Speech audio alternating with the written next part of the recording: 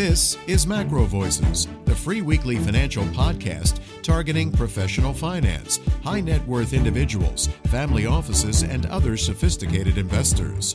MacroVoices is all about the brightest minds in the world of finance and macroeconomics telling it like it is, bullish or bearish, no holds barred. Now, here are your hosts, Eric Townsend and Patrick Ceresna.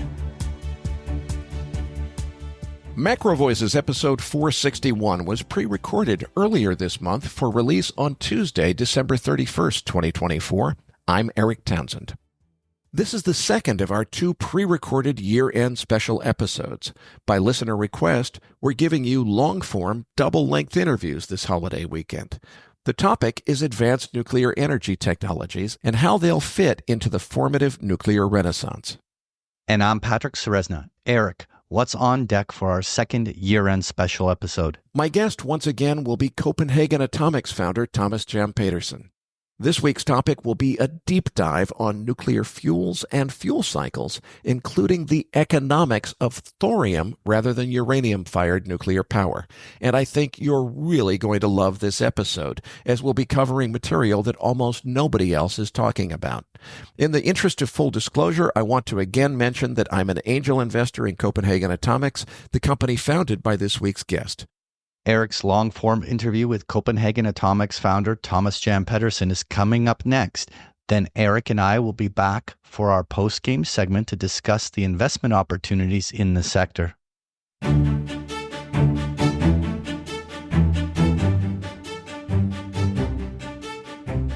And now, with this week's special guest, here's your host, Eric Townsend. Joining me now is Copenhagen Atomics founder and CEO Thomas Jam Pedersen. We've prepared a slide deck to accompany today's interview. Registered users will find the download link in your Research Roundup email. If you don't have a Research Roundup email, it means you haven't yet registered at MacroVoices.com. Just go to our homepage, MacroVoices.com, click the red button above Thomas Jam's picture that says Looking for the Downloads. Alternatively, the YouTube version of this podcast will have the slide deck on the screen as we're speaking. You can find that on our MacroVoices YouTube channel. Thomas Jam, welcome back. I think our first interview last week was well received by the audience. I'm really excited to dive into this one. Let's go ahead and start right into the slide deck at page 3. Talking about thinking at scale. You know, something I've noticed is your presentations almost always start with the same slide I like to start with, which is the Our World in Data series that talks about global energy consumption by source and breaks down how much energy we're using on a global basis. It seems like you and I both like to think in terms of the big picture of how much energy the world needs, how much we need to supply, how we're going to do it. I've noticed that almost nobody else in the nuclear space thinks that way. Why do you think that is? Yes, thanks, Eric, for having me back. Yes, you're correct that this slide is the one that got me started many, many years ago, because that was when I personally started to understand how the global energy system works. So I went back to that slide many, many times. This is 15 years ago now. And it gives you a good picture of how the whole world works, because the whole world is built on a fundament of energy. And therefore, by understanding, the history of how we got the energy as humans and how this is supposedly changing over the years, you can sort of make the strategy for, in my case, Copenhagen Atomics into the future, because from that strategy, we can kind of understand how the energy systems globally are going to change. Thomas Jam, I couldn't agree more. And if there's one point that I think really summarizes what I want the audience to understand about this episode and the motivation for it, it's that we're thinking about what it would take to solve the energy problems for the whole planet, not how to sell the next nuclear reactor or how to start a company in the high-tech business, but how to take on this energy problem that so few people really have their heads around. So thinking about the scale of the whole problem is what gets us, I think, to a view that's very different from the mainstream, which is that you really have to be on a thorium rather than uranium-based nuclear energy strategy in order to solve the biggest problems that we face as a society. And I think the reason that very few people think that that's true is because they haven't really thought it through at scale. Moving on to page 4, I'm going to borrow one of Elon Musk's favorite quotes. He always likes to say that when people talk to him about Tesla, They always assumed the hard part was engineering and designing the electric cars at Tesla, but actually it was getting the manufacturing right that was the most important part and the hardest part for that company to take on. The analogy here is that when contemplating nuclear energy transition, most people, as we look at this nuclear renaissance and talk about Generation 4 nuclear technology, they're looking at the reactor designs. They're looking at, okay, how cool is the sodium fast reactor? Oh, wait a minute, look at these pebble bed high temperature reactors. That's really cool. I like the way the design works. If you really want to solve this problem, you've got to look at the fuel cycles and think not about the design of the car, but about the design of the network of gas stations that are going to supply those cars, because that's the much harder problem to solve. And once you understand that problem, you reach very, very different conclusions than you reach if you're just looking at the design of the reactors. So I say the fuel cycles and supply chain challenges are the most important part, and those are the things that very few people have gotten their heads around at scale. Folks, I know MacroVoices is not an engineering podcast, but a finance podcast. So I promise slide 5 is the only one where we're going to ask you at all to focus on nuclear physics. And it's going to be really quick, short, and to the point. All we need to do to make the rest of this make sense is to get this word isotopes into your vocabulary if it's not already there. So very briefly, atoms is what everybody thought was the smallest unit of matter until we realized there are actually particles inside those atoms. Those atoms come in different flavors called elements. Everybody knows this from high school chemistry. So you've got the number 1 on the periodic table is hydrogen, number 2 is helium, number 3 is lithium, and number 4 is beryllium, and so forth, all the way up to eventually number 92 is uranium, and number 94 is plutonium. It's not listed there, but it is, and so on and so forth. Well, those numbers are actually referring to the number of protons inside the nucleus of the atom. That's what you need to know in order to know which element a given atom is. What most people don't even think about, because it frankly doesn't matter to chemistry, but it matters very much to nuclear science, is the number of neutrons inside the nucleus of each atom. And it's the number of neutrons that determine which isotope it is, or probably a better way of saying that is the word isotope is defined simply as a word or a description for a specific type of element that has a certain number of neutrons in its nucleus. The example shown on the left side of the slide here is for hydrogen, the simplest atom because it only has 1 proton. The common isotope of hydrogen is the one that doesn't have any neutrons in the nucleus at all. That's shown on the left. We call it just regular old hydrogen, although technically it does have another name, which is protium. If you add a neutron to the mix, as we see in the middle of the picture there, that one's called deuterium, and that's just another isotope of hydrogen. If you add a second neutron, then it's called tritium, or hydrogen 3. So the number after the name of the element is the total number of nucleons, the total number of protons and neutrons together. So tritium is also known as hydrogen 3. Similarly, as you go further up the table of elements, you get lots and lots of protons and lots of neutrons, and that's where those big numbers come from. So something like uranium-235, well, you know it has only 92 protons because that's what makes it uranium. The rest of what makes up that 235 is all of the neutrons that are in the nucleus. So that's what's meant by the word isotope, and that's really all of the nuclear engineering or nuclear physics that we need to learn in order for this episode to make sense. Thomas Jam, let's dive into slide 6, and I want to get your help with this one. There are only 3 isotopes that are called fissile isotopes, meaning that they can sustain a nuclear chain reaction. The first one is uranium-235, and that's the only one that occurs in nature, but it only occurs in small quantities. Tell us a little bit more about uranium-235 and why it's so important. Yes, you talked very briefly about isotopes before, and it's right. So we have all the things we burn, fossil fuels and all the other things. When we burn something, it's a chemical reaction, and that has to do with the electrons. But when we do nuclear reactions, it has to do with the core of the atom, and that's the protons and especially the neutrons. And we also call that burning when we burn atoms. And like you said, uranium-235 is the only one that we can find in nature that can do that, which can create a chain reaction. with a nuclear reaction instead of a chemical reaction.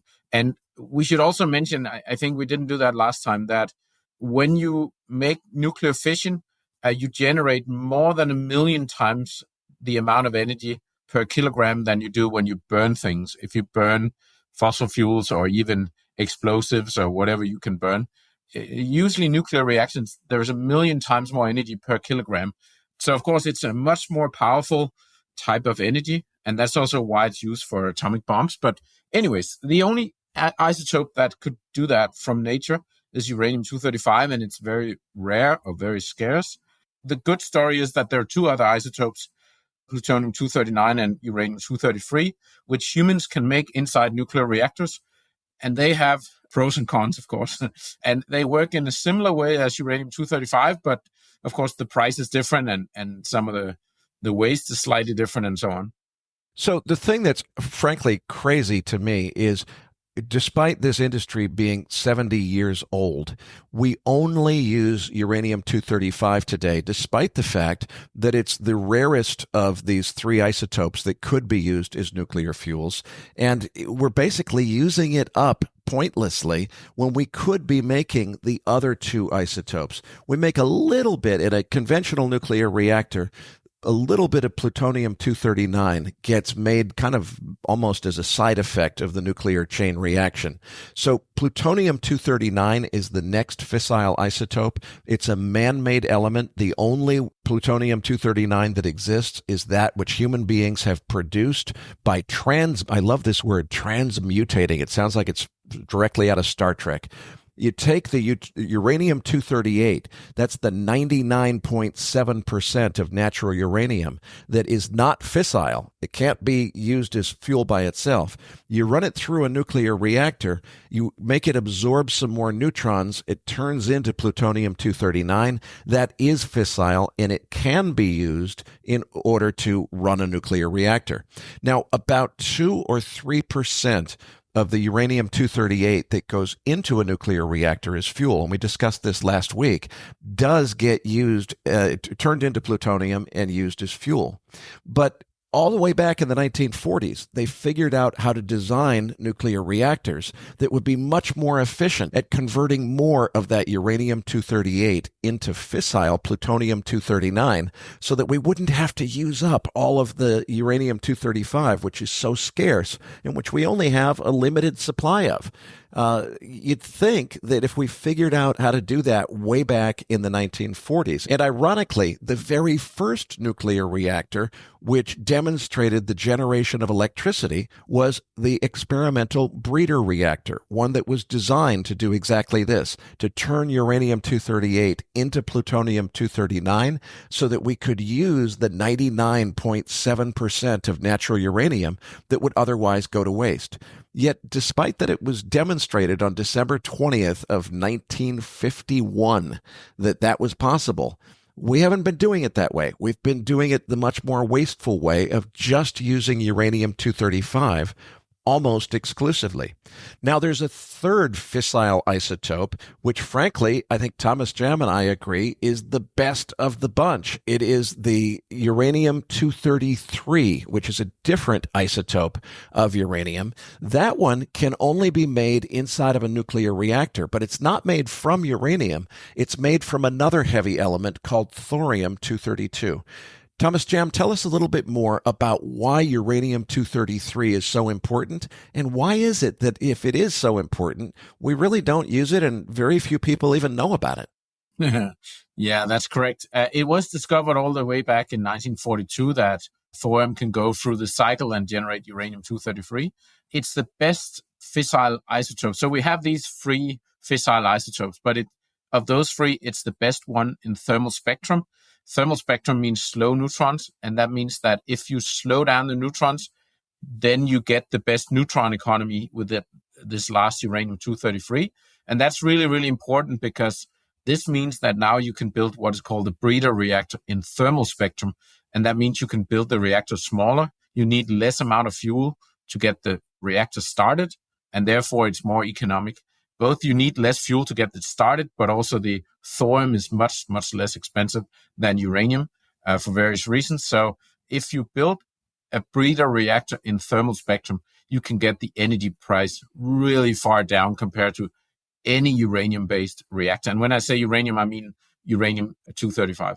So that's why thorium is so important, because from physics and from simple math you can do on a napkin, you can show that it's sort of an order of magnitude better than any uranium reactor you could ever build.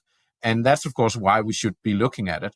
So there's been a lot of misunderstandings over the years, because for many, many decades, people didn't believe or didn't try to figure out if you could make a breeder reactor in thermal spectrum. The first guy to suggest that was Alvin Weinberg back in the 1950s and 60s. But back then they didn't have computer simulations. But he thought, this is probably going to work. And it was not until 2022 that we knew for sure in Copenhagen Atomics that it would be possible, because we had made simulation tools that could actually do the right simulation so we could figure it out. Before then, we also had to sort of rely on calculations that were not 100% correct. But that's why uranium-233 is super important. I want to make one more note that, of course, we can find uranium-235 in nature, and there's many countries who have that.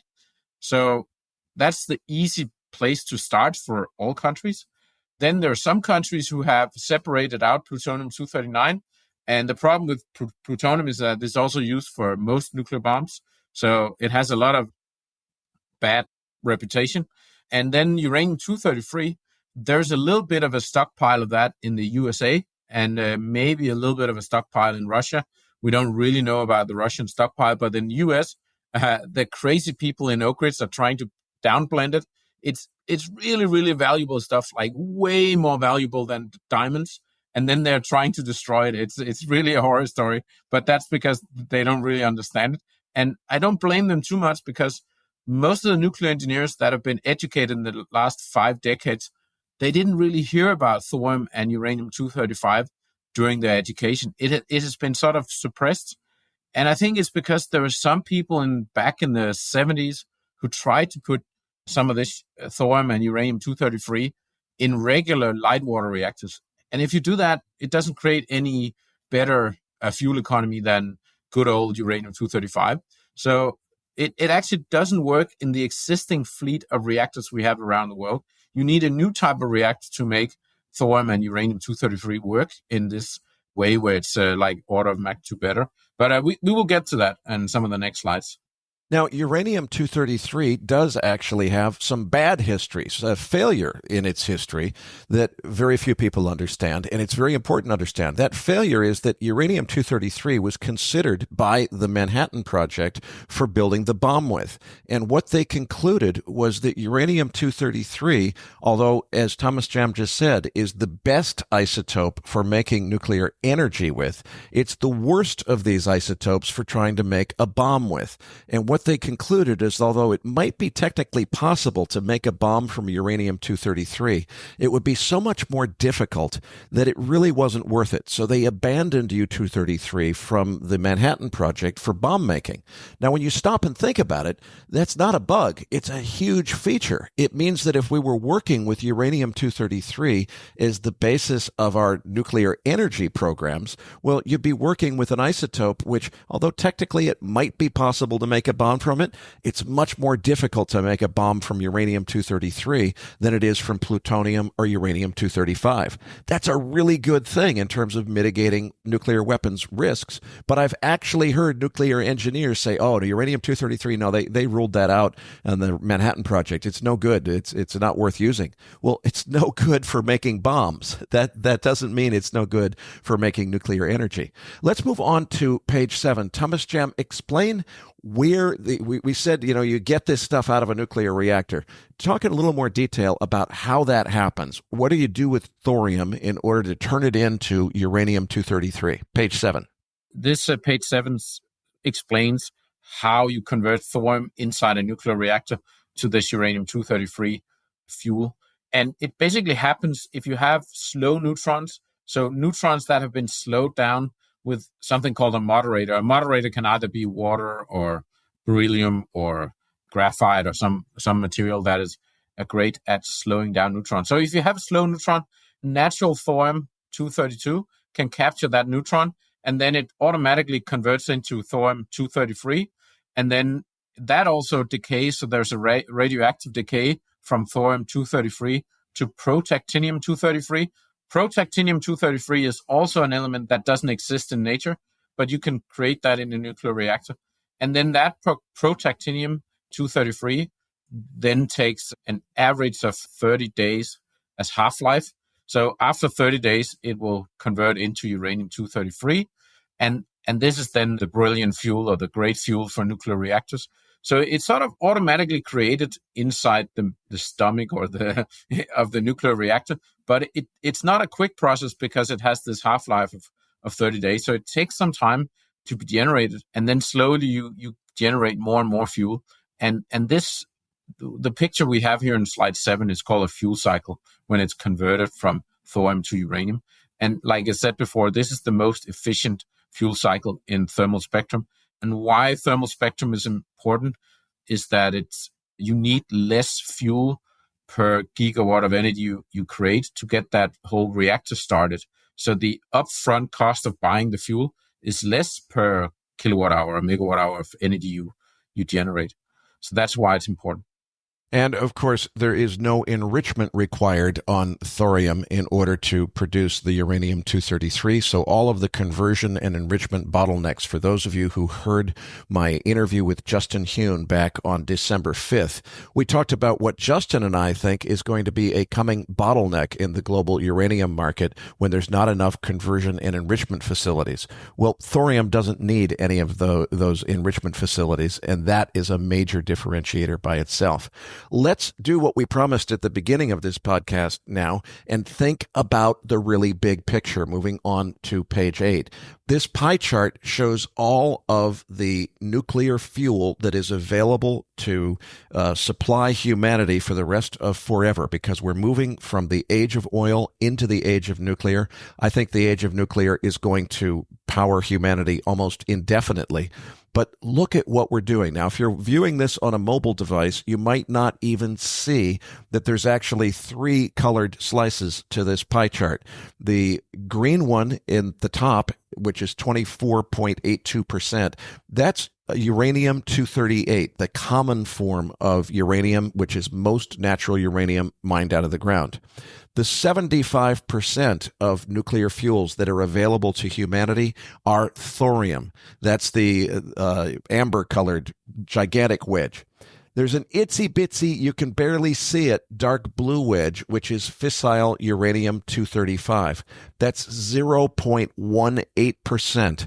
Less than 0.2% of all of the nuclear fuel available to the world is uranium-235. And that's the only kind that actually gets used in conventional light water nuclear reactors. What goes into those reactors is not just U-235. U-235 is only 5% of it. The other 95 is we take a whole bunch of that green fuel in the 24.82% and we waste it. All we do is we make it get radioactive and we don't burn more than about 2 or 3% of it as fuel, because those reactors are not designed to make good use of these fertile nuclear fuels, which are U-238 and thorium-232. Thomas Jam has probably a much better graphic taste than I do. He's got essentially the same idea on page 9 that I just was my slide on page 8. Thomas Jam's graphics are much more aesthetically pleasing on page 9. So why don't I let you talk through this, Thomas Jam? What's going on page 9 with 5% of global energy comes from that tiny sliver? Why are we not using the rest of the natural uranium or any of the thorium, which is where most of the nuclear fuel is that's available to humanity? So that, like I said, that there has been a few attempts in the past, history all the way back from 50s and 60s and 70s, to try to use thorium in sort of the traditional solid fuel reactors. And it doesn't work. I mean, it does work. You do produce energy, but it's not economically favorable over using good old enriched uranium. And that's why we've stuck with those solid fuel reactors, and that's why we're using uranium. And like you said, in most of those reactors we use around the world, we need to enrich the uranium-235 before the reactor can even start on that. So that enrichment is a very expensive process. But there are some reactors that They have, for example, in Canada and India, that are called heavy water reactors. There's also some more countries that have them, where you don't need to enrich the uranium, but then you need heavy water. And the heavy water used to be super expensive back in the day, and therefore they were not super economic against the light water reactors or the reactors where you have enriched uranium. So that's why those two types of solid fuel reactors work. But in order to make thorium work, you need what is called a molten salt reactor, a liquid fueled reactor, which is something very different from the solid fuel reactors that most countries and most companies are talking about. And that's really why we made this podcast today, because we want to explain the difference between solid fuel reactors or classical nuclear reactors and these new liquid fuel reactors or molten salt reactors. They have different names, but it's a shame that we don't even talk about how we could use the thorium, because there is, like you said before, there's almost 1,000 times more thorium on this planet than there is uranium-235. And if you look at when we will run out of thorium, if we wanted to make the same amount of energy from wind and solar, we would run out of steel and all the other materials we need for wind and solar way before we would run out of thorium. So that means that thorium is actually also a renewable energy source. It's way more renewable than wind and solar, but we don't really talk about it like that. Well, and I think it's really astonishing that even within the nuclear industry, some of the best experts are not aware of a lot of this. There was a Senate hearing where they pulled in this guy who was supposed to be the super nuclear expert witness guy, who came in before a congressional hearing. And they asked him about thorium, and he kind of scratched his head and he says, well, you can make a nuclear reactor work with thorium instead of uranium. And he just said, I just can't figure out why anybody would want to. Well, let me answer his rhetorical question on page 10. This is my slide that I use when talking about Copenhagen Atomics reactor. This one is not from Thomas Jam. And what it shows is Thomas Jam's reactor design, which is a 100 megawatt thermal energy nuclear reactor that comes in the form factor of a standard 40-foot shipping container. Now, if you wanted to produce that same 100 megawatts of thermal energy in a coal-fired power plant, it would take 131,000 metric tons of coal per year. That's about $20 million worth of coal, or a railway train 20 kilometers long. That's how much coal it takes to make 100 megawatts thermal 24/7 for a year. Thomas Jam's reactor produces the same amount of energy from 36 kilograms of thorium. And I'll say that again. It's not 36,000 metric tons. It's not 36 metric tons. It's 36 kilos of thorium, the amount of thorium that a strong man my size could physically pick up and carry across the room. The cost of that full year's supply of thorium is not $20 million worth of coal. It's $1,800. It would take about 34 of Thomas Jam's reactors in order to match the power of an AP1000 reactor from Westinghouse. But Thomas Jam's reactors can do that on $61,000 worth of fuel, as opposed to $194 million worth of enriched uranium fuel that it takes to run that Westinghouse AP1000. Now, the Copenhagen Atomics reactor runs on thorium as its primary fuel source. That's obviously where the big economic advantage comes from. But there is a catch, and that catch is, the way I like to think of it is like kindling in a fireplace. You can't just start the fire by holding a match up to a giant oak log. You've got to have some kindling in order to get the fire started before those big logs are going to catch fire. The same thing is true of these thorium-fueled reactors. They have to have something called Kickstarter fuel, which I think of as the kindling in a fireplace. You can use the same low-enriched uranium fuel that goes into a conventional nuclear reactor as that kindling in order to get Thomas Jam's reactor started. But the advantage of the Copenhagen Atomics design is you also have the option of using recycled spent nuclear fuel waste. So you can use the waste that's left over from the old nuclear reactors of yesteryear and essentially recycle that waste, turn it into kindling in order to start up these Copenhagen Atomics reactors. Now, for the moment, that's easier said than done because there's a lot of regulatory hurdles. We'll come to those in just a minute. But this is the reason. This slide really says it to me. You take what takes $20 million worth of coal and you do it for a fuel cost of $1,800. That is the reason, Mr. Whoever your name is, the guy that was testifying as the expert witness and has far more credentials than I do, that it makes sense and why you would want to do this with thorium rather than uranium. It is shocking to me how few people understand this. Thomas Jam, this is not new, and it's not you guys that figured it out. Everything I'm talking about in this slide was figured out in the 1960s. And you would think any degreed nuclear engineer who studied history of the industry would know everything I just said. In your estimation, Thomas Jam, what percentage of degreed nuclear engineers already know about all this?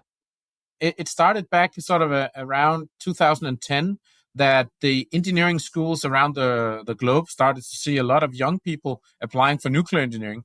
And a lot of the old guys, they couldn't understand why suddenly young people applied for nuclear engineering. But it was because there was a number of videos on YouTube about thorium, and they got really excited that this was a huge opportunity in the future. And so they wanted to study nuclear engineering. And you're absolutely right that most of those old people who taught nuclear engineering, they didn't talk about thorium at all. But these young people now demanded to learn something about it. And, of course, the old timers, they could look it up and start explaining it because they understood the sort of the nuclear physics behind it and the math and everything, but it was just not commonplace. It was not something that was talked about. So I think everybody who got a nuclear engineering degree between, 1980 and 2000 and whatever, 10, they probably didn't hear about thorium at all during their whole nuclear engineering education. And if they heard about it, it was sort of put down and said, we're not using it. And it was not explained why we were not using it. But like I said before, you can do the calculation on a napkin to show that it doesn't make any sense in a solid fuel reactors. And all the reactors we have in the world today are solid fuel reactors. So that's why they didn't bother to teach people about it. But then these young people came in after 2010 and they basically demanded to hear about it. And they quickly, they also came to the realization that you need a liquid fuel reactor, a molten reactor. So they also wanted to learn about those. And so I'm actually one of those, but I got my engineering degree way before that. So I had to study the whole thing about molten reactors on my own. But yeah, that was also quite an eye-opener for me. Well, I've been really surprised myself. As you know, I have a niece who's studying nuclear engineering. She went to the molten salt reactor workshop in Knoxville, Tennessee recently, as did your CTO who spoke there. And she showed up in a thorium T-shirt on my suggestion. I figured it would be a good conversation starter since she's looking for a job when she graduates from school in June. And she took a fair amount of ribbing from people even at the molten salt reactor workshop saying, "Oh, you're one of those thorium true believers, huh?"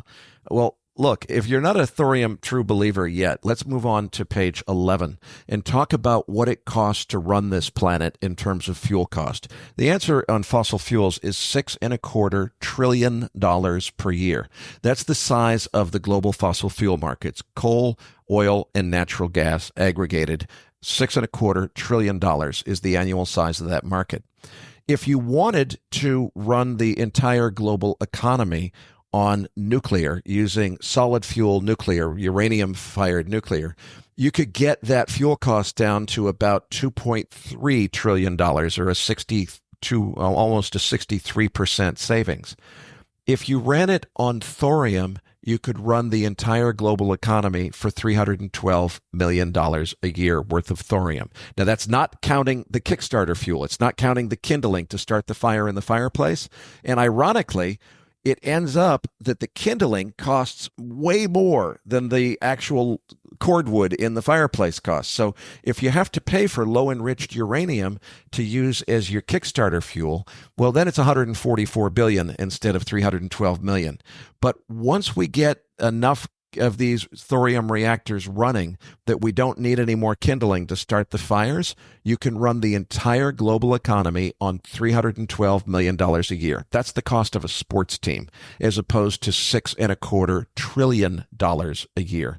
So yes, I'm a thorium true believer. That's why. And I don't think hardly anybody understands these numbers. Thomas Jam, you've got your own slides that tell this same message. Why don't you take the stage with 12 and 13 in the deck? Talk about your arguments for the economics of thorium energy.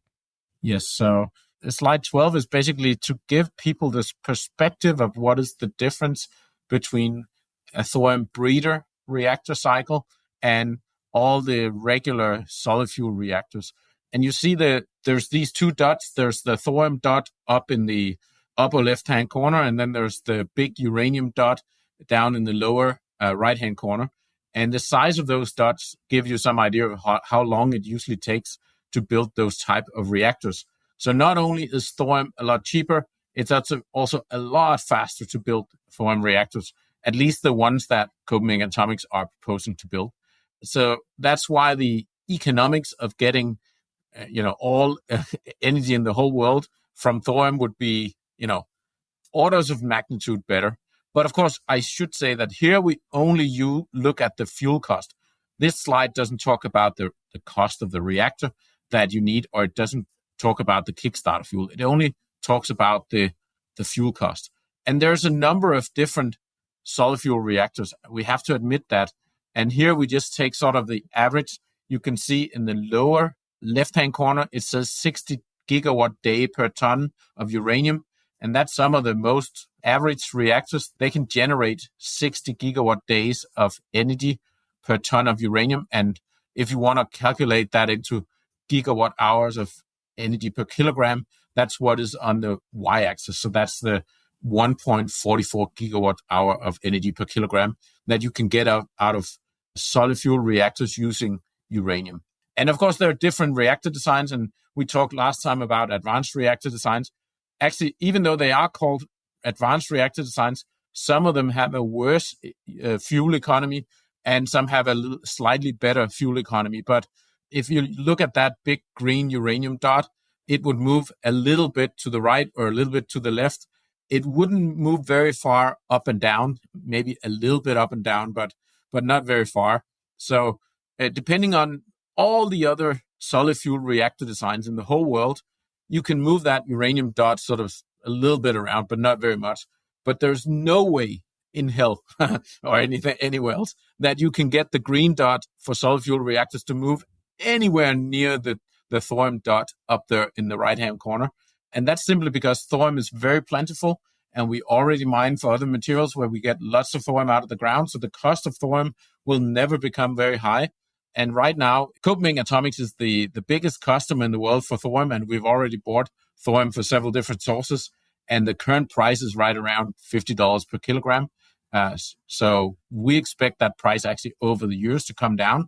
Once that market for thorium becomes bigger and there are more suppliers and more customers, I expect that price to come down, but maybe not down to half, but $40 or $30 per kilogram. And as I show there, each kilogram of thorium in a thorium breeder reactor can generate 22.5 gigawatt hours of energy, which is a whole lot more than 10 times more than solid fuel uranium reactors. So that's why it's just, if you make the simple calculation, it's 1,407 times more efficient to use thorium fuel cycle than to use the solid fuel uranium fuel cycle. And that's really mind-blowing. I mean, we've never seen anything like this in the industrial history of the man. I mean, even transistors, when we invented transistors instead of radio tubes, they were slightly more efficient, and you could see sort of maybe 10 years down the road, they could be a little bit better.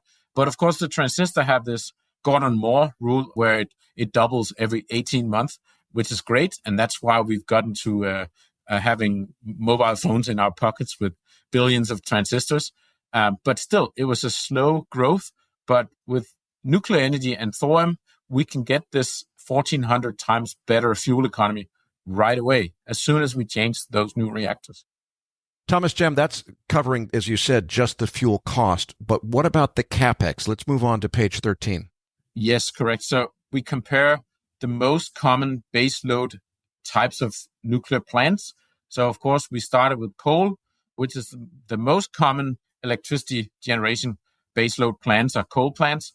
And you can see sort of both the CapEx and the OPEX, and you can also see the electricity cost that comes out of those.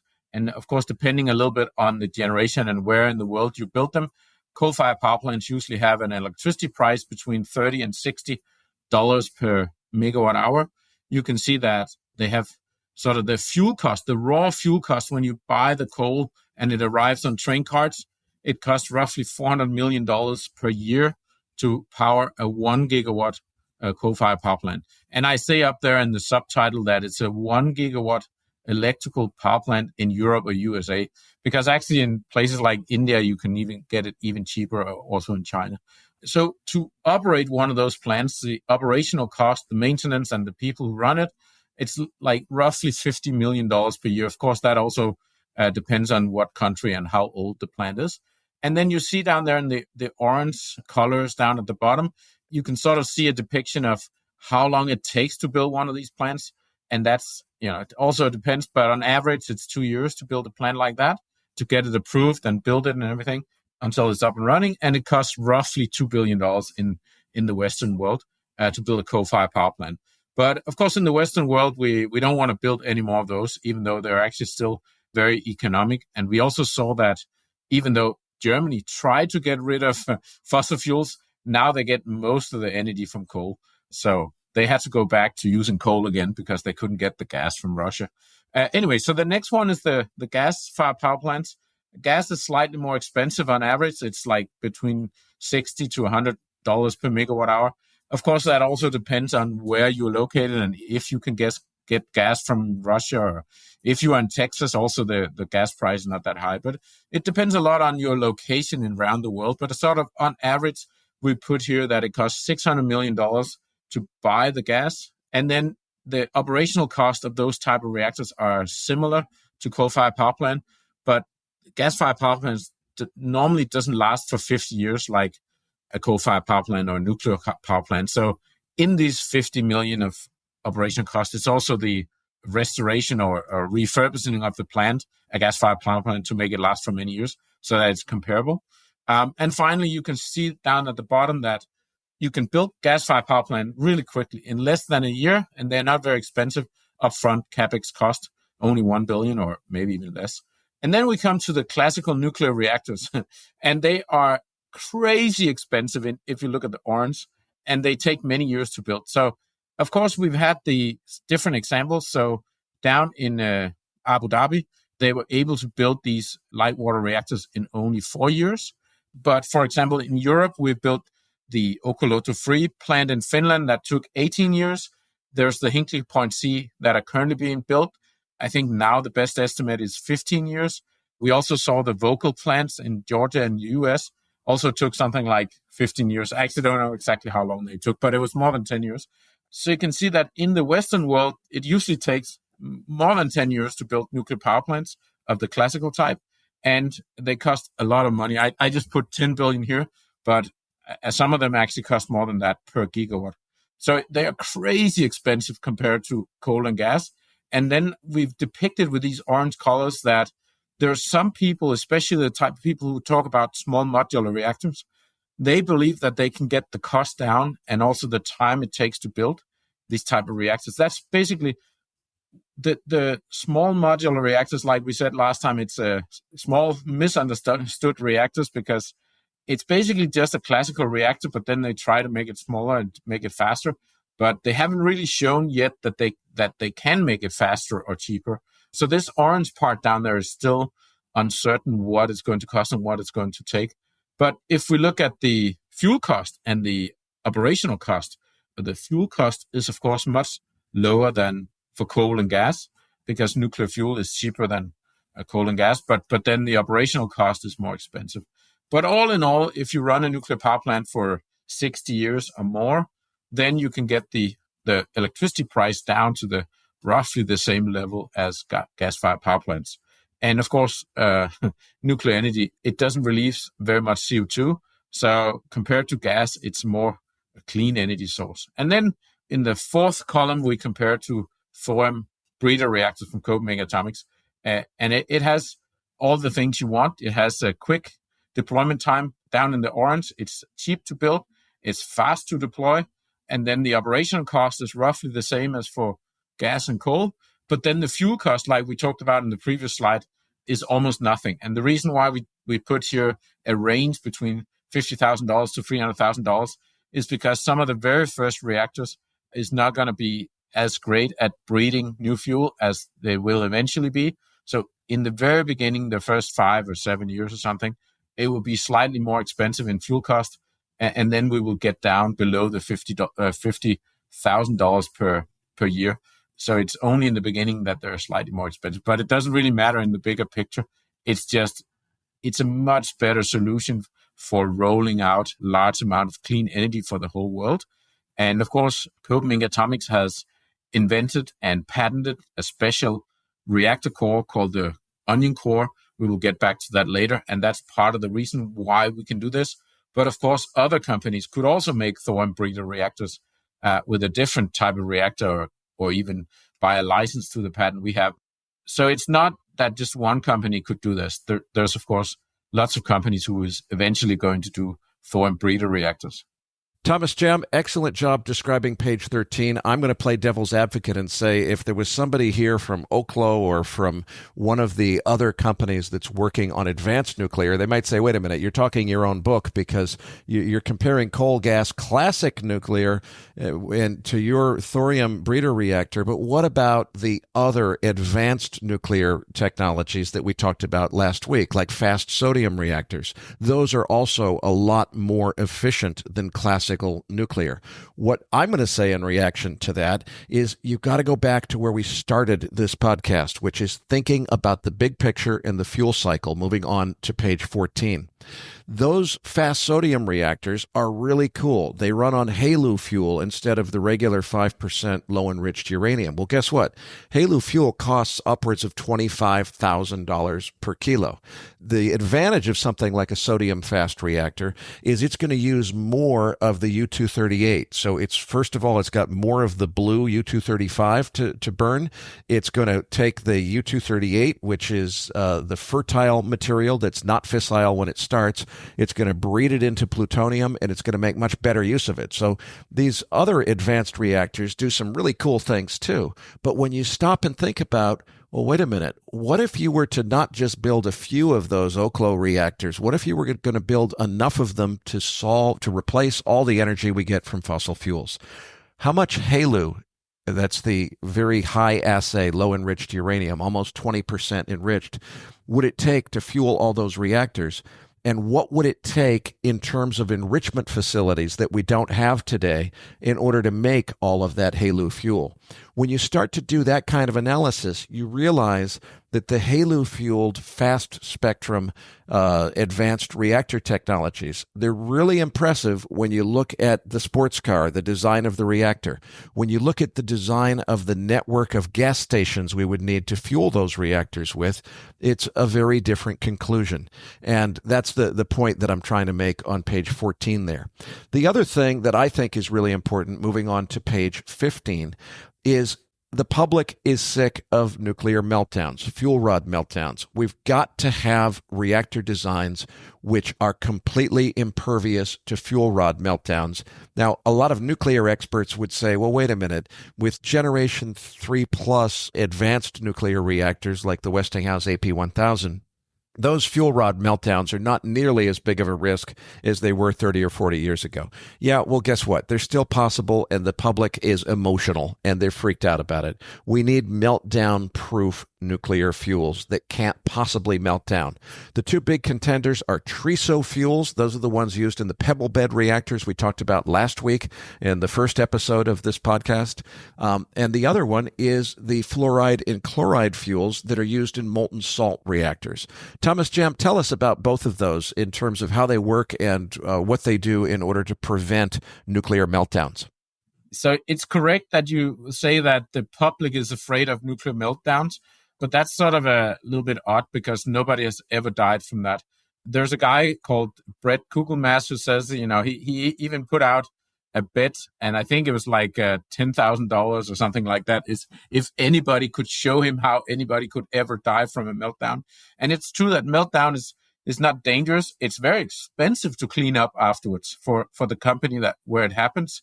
but it's likely not going to kill anyone. But it's true that the general public and sort of the fear mongering has been put around meltdown. And for that reason, there's some companies who said, okay, let's try to solve that problem, which is not really a problem, but let's try to solve it anyways.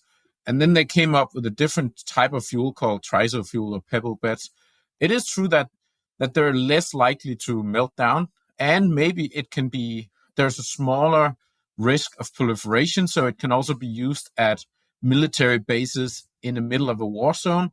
Maybe it's better for that than solid fuel reactors. So I also say that you probably wouldn't use molten salt reactors in the middle of a war zone.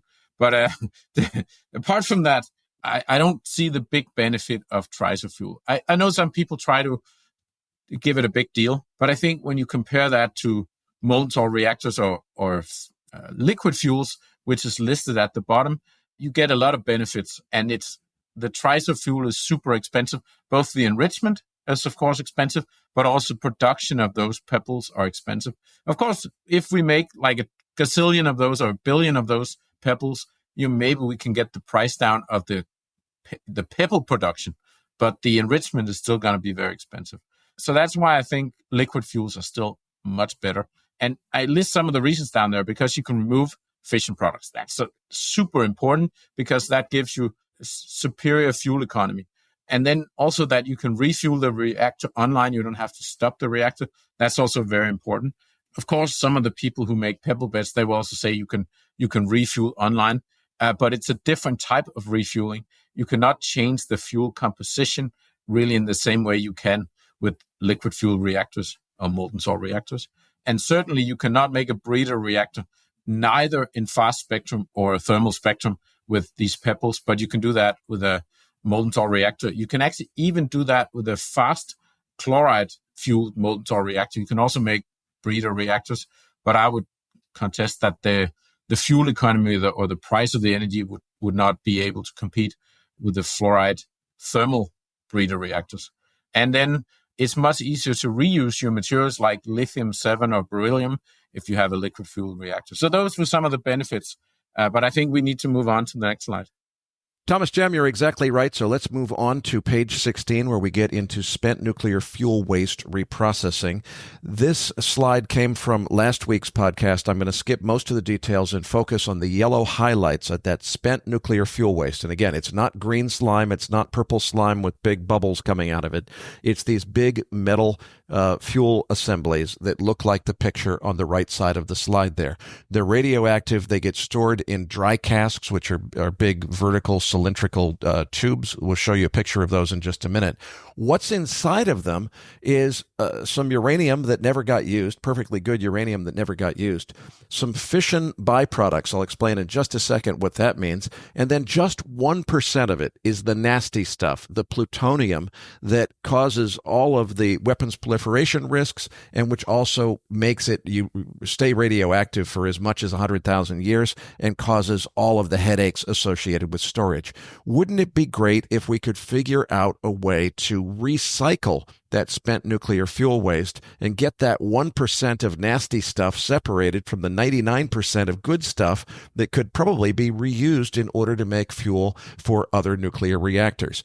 That was all figured out in the 1940s, but it's almost illegal today, and it's the U.S. government that's behind it. So let's go into the next slide and explain, first of all, what are these fission byproducts that we talk about? Well, nuclear fission is the process that makes nuclear energy possible, of splitting heavy atoms like uranium-235 or uranium-233 in half. Well, when you split a big atom in half, you get two small atoms. Those two small atoms are called the fission byproducts. And there's a certain amount of randomness as to exactly what elements you're going to get. Well, you're basically taking a great big atom and you're shooting a bullet at it, a neutron more accurately, that kind of cuts it in half.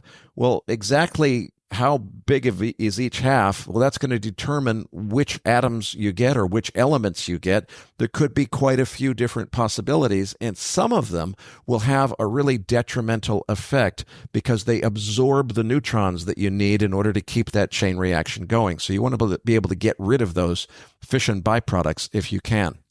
Moving on to page 18, let's talk about how recycling of used nuclear fuel ought to work.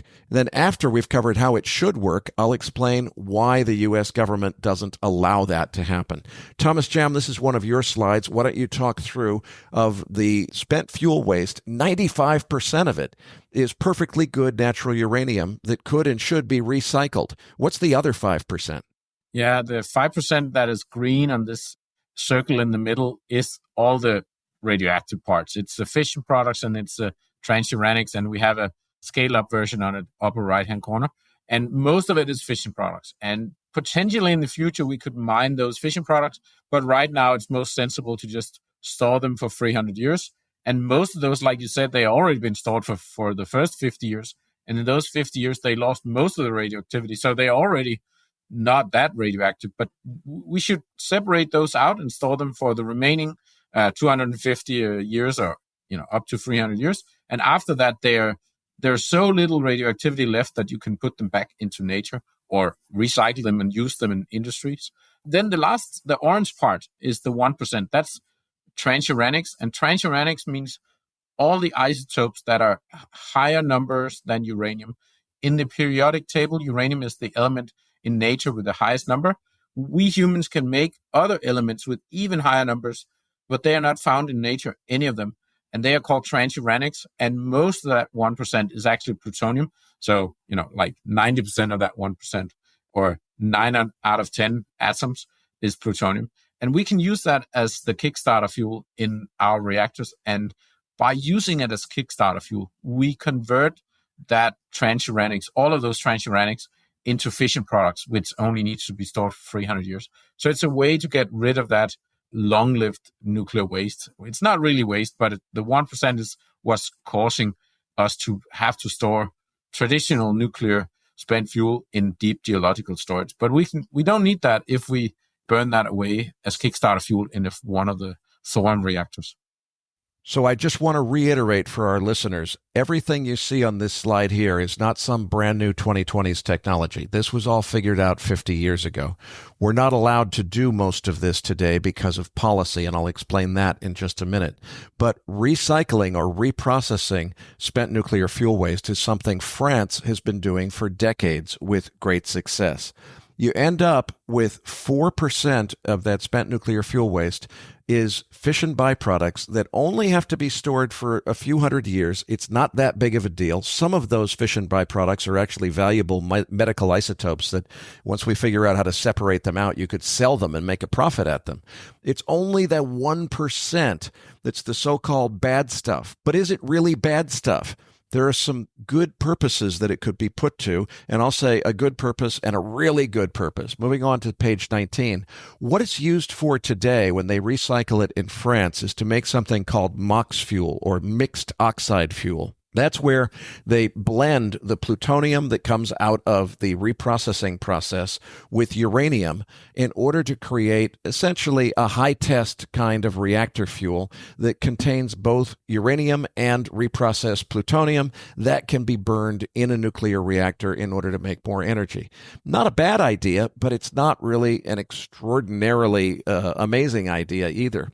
The idea that I think is absolutely fantastic is, what if you took the plutonium that comes out of the reprocessing of spent nuclear fuel waste and used it as the kindling to start a whole bunch of those thorium reactors so that we could build enough thorium reactors to replace every bit of the energy that we get from fossil fuels today? Well, that is not allowed under current rules and is not likely to be allowed anytime soon. Why not? Let's go through the history of this on page 20. It all started in 1946 with something called the Acheson-Lilienthal Report.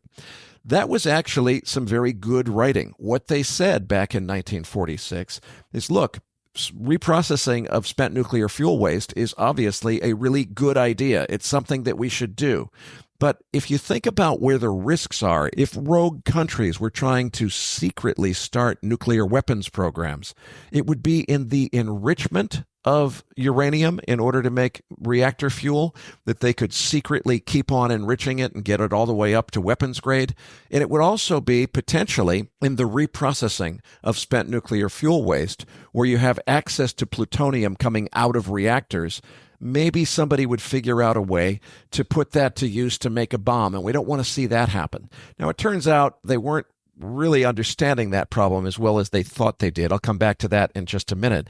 But for very good reasons, they said, look, maybe it would be better if nuclear weapons states like the United States and the UK did the reprocessing and made those services available to other smaller countries. Therefore, you could say, let's not allow those smaller countries to do their own enrichment or their own reprocessing.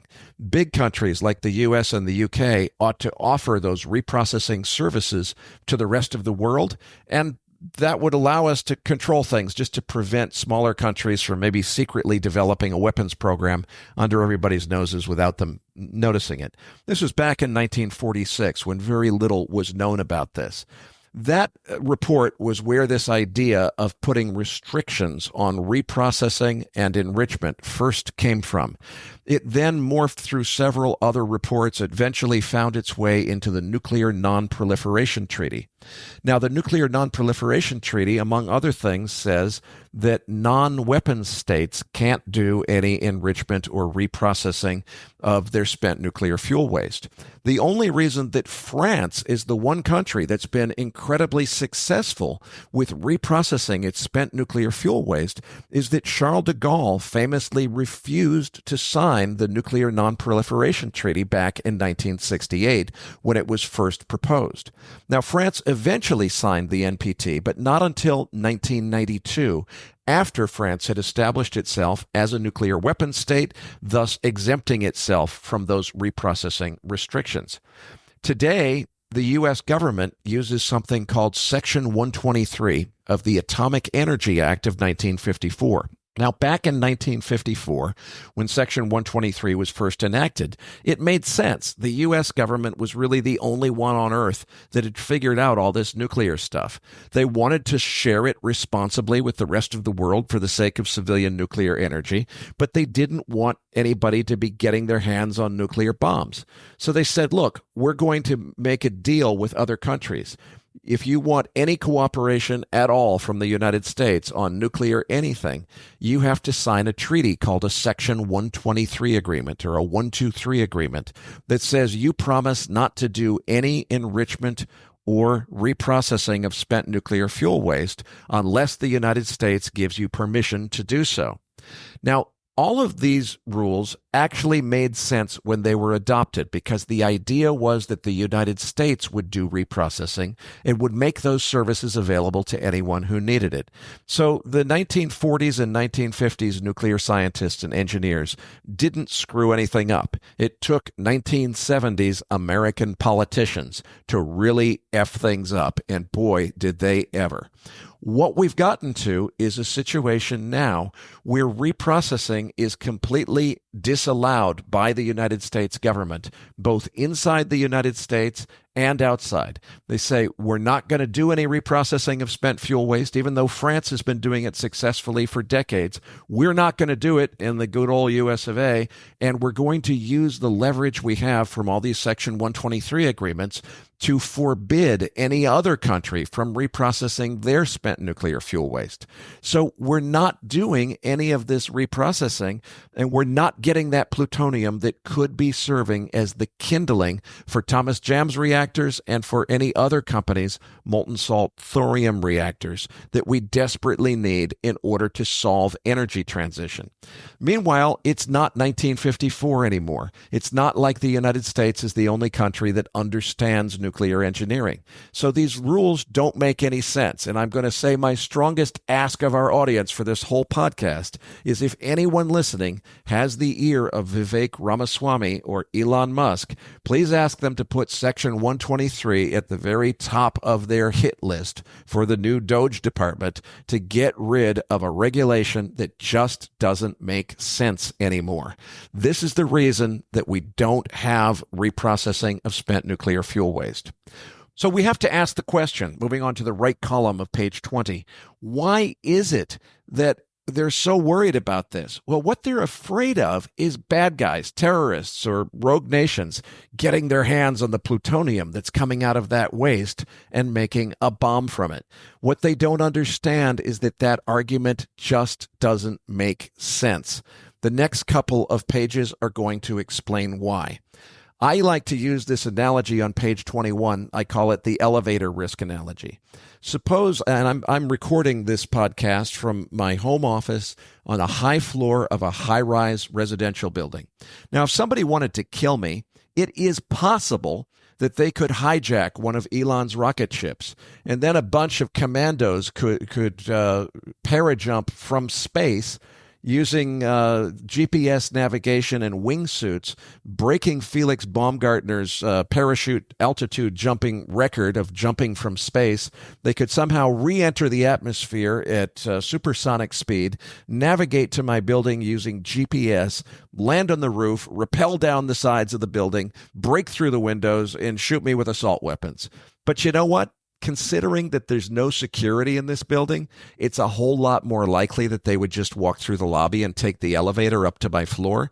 And if I wanted to think seriously about protecting myself against some kind of assassination risk, I'd start by securing the elevator before I worried too much about anybody trying to hijack one of Elon's rocket ships. What's happened is anti-nuclear activists latch on to these theoretically possible but completely implausible risks. And an example of that is the supposed risk of someone taking plutonium out of spent nuclear fuel waste and making a bomb from it. Why is that an unrealistic risk? Moving on to page 22. The reason is because what's in spent nuclear fuel waste is something called reactor-grade plutonium, not weapons-grade plutonium. Weapons-grade plutonium has less than 7% plutonium-240 and at least 93% plutonium-239, which is the good stuff, the stuff that you could make a bomb from. Thomas Jam, please explain what this story is here on reactor-grade plutonium and why that 37% of plutonium-240 that's in the spent nuclear fuel waste that comes out of nuclear reactors pretty much eliminates any possibility of anyone easily being able to make a bomb from it. When you make a bomb, you first of all, you want the material you're using for making the bomb, you want it to be as least radioactive as possible. And then you don't want it to spontaneously start fissioning while you're assembling the bomb, or even while it's sitting there in your storage, because you want to make sure that it only fissions once you start the fission reaction and you have already dropped the bomb over your target. And that the plutonium-240 has sort of it makes the risk of fission and also the radiation much higher during production, and that's why you don't want to make bombs out of that. So you want to separate the plutonium-239 and the plutonium-240, and it's not entirely impossible to do that from physics, but it's super expensive. So nobody does that. I mean, not even in labs. The way they make plutonium-239 is a process called roasting. So they roast depleted uranium into plutonium-239, and then they take it out and do chemical separation before any large amount of plutonium-240 and 241 has been created in the fuel. And all the countries who have made nuclear weapons so far, they have made special military reactors for this roasting process. And it's true that it could potentially be done in commercial light water reactors, even the types we have today.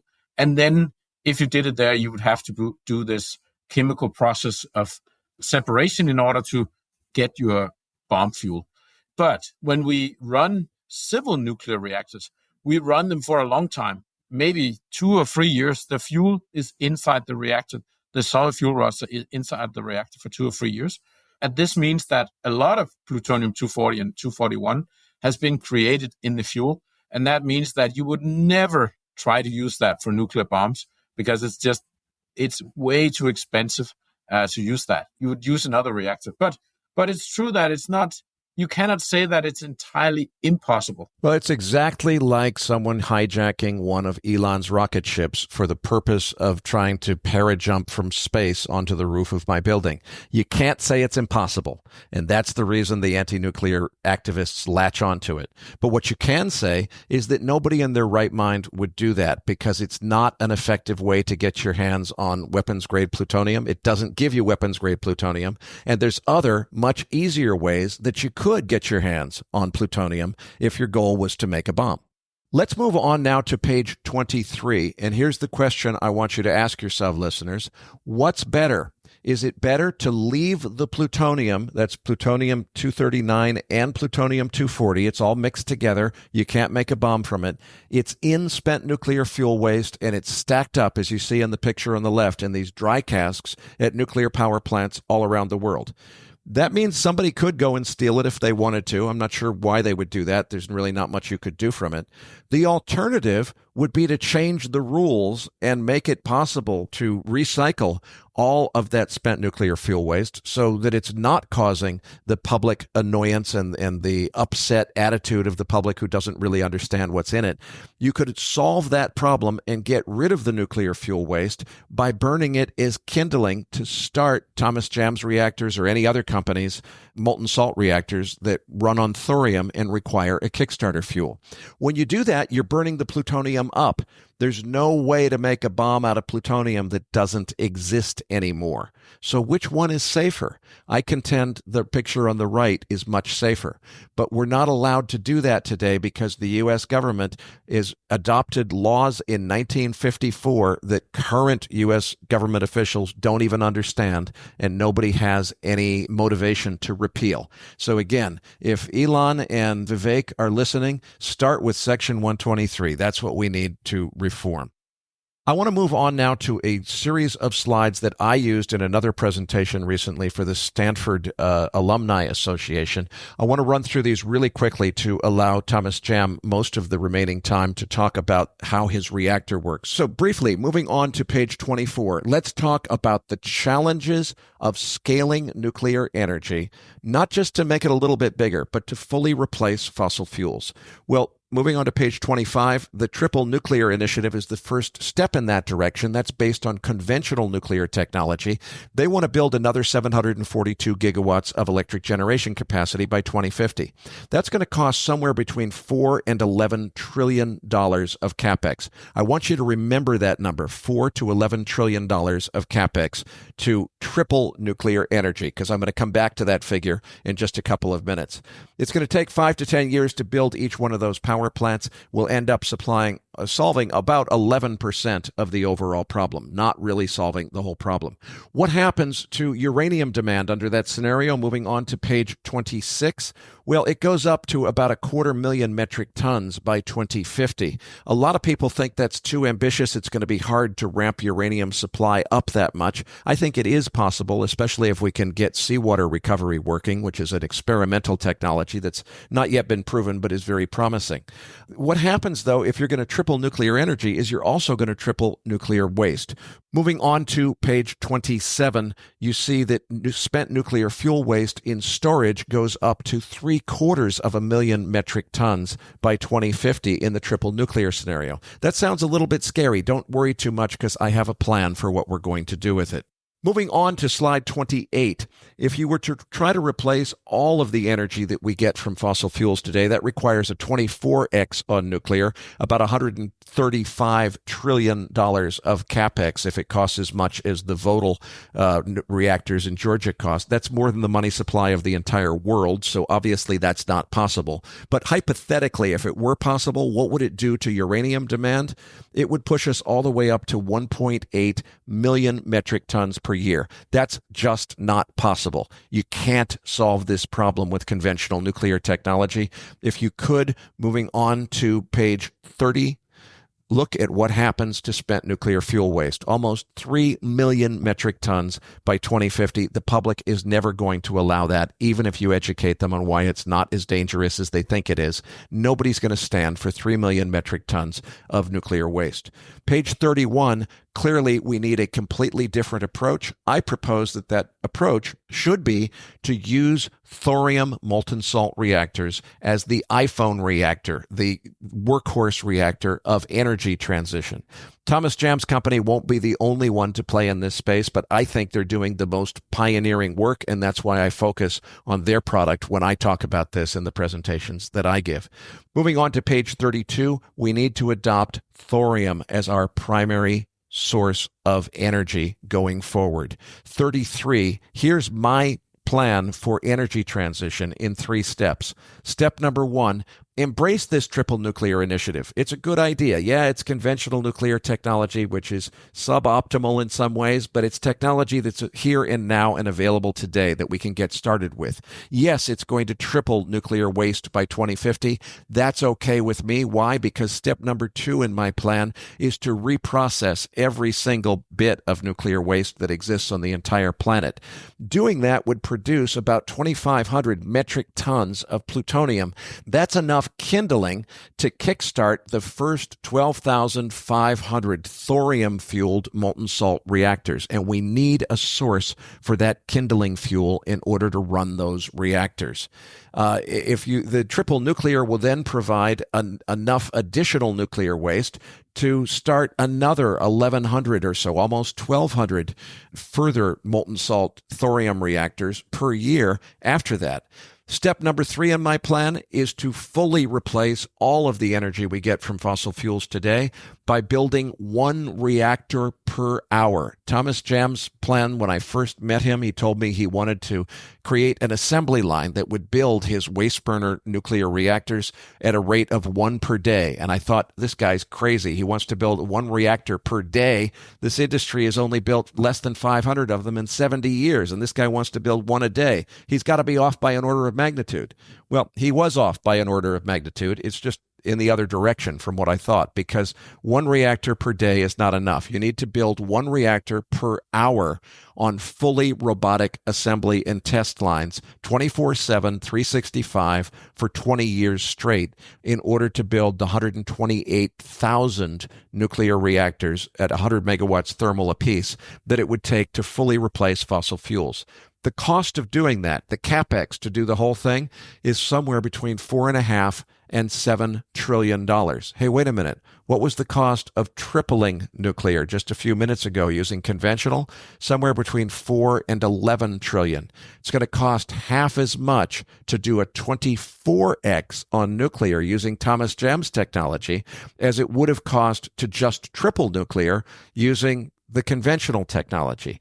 That's how much economic advantage there is to thorium molten salt energy over conventional nuclear. And I am using some numbers that assume mass production on fully robotic assembly lines. What happens, though, if you want to replace all of the energy we get from fossil fuels? Well, isn't that going to create an immense amount of spent nuclear fuel waste? Moving on to page 34. No, what that's going to do is completely eliminate all spent nuclear fuel waste from existence by 2044 if we started tomorrow, because we're going to reprocess every single bit of that. That requires, Vivek, I hope you're listening, that requires a repeal of Section 123 so that we can get the whole world focused on reprocessing that spent nuclear fuel waste, turning it into kindling to run the style of nuclear reactors that Thomas Jam's company is pioneering in Copenhagen. What does that do to the uranium demand? Well, tripling nuclear is going to create a huge amount of additional uranium demand, as you can see, taking us up to almost 250,000 metric tons, but doing almost 10 times as much, going another 9 terawatts or 9,000 gigawatts of thorium molten salt reactors of the type that Thomas Jam's company is proposing, only adds that tiny little purple sliver at the top. Why is it such a small amount of uranium demand? Because all you need is the kindling, the Kickstarter fuel. We're going to have to pay for some of that Kickstarter fuel being low-enriched uranium rather than reprocessed spent nuclear fuel waste. But the best source of it is spent nuclear fuel waste, and that requires regulatory reform. Okay, I had to get that off my chest, Thomas Jam, because I'm so passionate about this message. I want to give you most of the rest of the time. Let's talk about why you think the thorium molten salt reactor is the iPhone reactor that's going to be the workhorse of energy transition globally on page 36. Yeah, so basically it's because the economics, the price is better, the neutron economy is much better. Classical nuclear reactors, they are so expensive that you almost always have to have some sort of government backing to build them. And also all these rules that you talked about, the Section 123 and other crazy rules around nuclear makes it really expensive. So it's not really the materials in the nuclear reactors that are expensive. It's all this government rules and all the lawyers and all the bankers and so on that makes nuclear energy expensive. And I think we're at a moment in time where we can actually solve that problem once and for all. And we can get to some reactors that are much cheaper to build, even cheaper than coal or gas. And they can be mass manufactured. And the energy that comes out of them is the cheapest form of energy that we've ever known. And that's going to kickstart also a big economic boom in many of the Western countries. You know right now that Europe is sort of going in reverse, a negative spiral. And so moving on to slide 37, you can see the onion core. And that's really for Copenhagen Atomics. That is the major breakthrough, is that we were able to create a reactor core where we can actually make a molten salt reactor in thermal spectrum, which is quite small and therefore easy to mass manufacture. Doesn't need a lot of materials to build it. Doesn't need a lot of fuel to get it started. So it's a very, very efficient reactor. And it can be built out of existing materials. This picture on page 37, you see the onion core reactor photographed from the top. It's sort of a round ball. It's 2.5 meters in diameter. And that's the main thing that is inside the reactor. Of course, there's some other pipes and pumps and tanks that are also needed. All those pipes and pumps and tanks are made out of regular stainless steel. So again, not very expensive. So if we move on to slide 38, I will try to explain. That's the schematic of how the reactor containers that we talked about in previous slides, how they work, what's inside the reactor, how does it work, how is it different from classical nuclear reactors. So the main difference is that it's a liquid fuel instead of a solid fuel. And that's sort of what makes it possible. But there's also some things here that we have invented that are different from previous proposals of molten salt reactors. So if you look at this schematic of a reactor drawing, there's sort of a wall in the middle, an insulation wall, and there's a hot section to the left, and there's a cold section to the right. And the cold section holds heavy water because you need heavy water to slow down the neutrons. That's the moderator inside the onion core in the middle. And then you need the salts. The salts are the orange and red colored liquids. And then at the bottom of the container, you have some big square tanks where you have the liquids when the reactor is not running. When you want to turn on the reactor, you turn on these pumps, and the pumps pump the salts and the water around through the onion core. And then magically the nuclear reaction starts, and it creates a huge amount of energy. We can get 100 megawatts of thermal energy out of that reactor core, which is only 2.5 meters in diameter. And then as soon as you stop the pumps, you just cut the electricity to the pumps.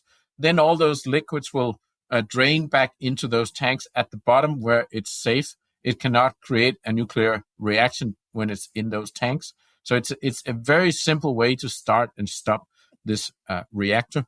You will also see that there's no control rods, because in regular old classic nuclear reactors, you need a whole control room of people controlling the reactor, because you have to adjust those control rods in order to manage the nuclear reaction.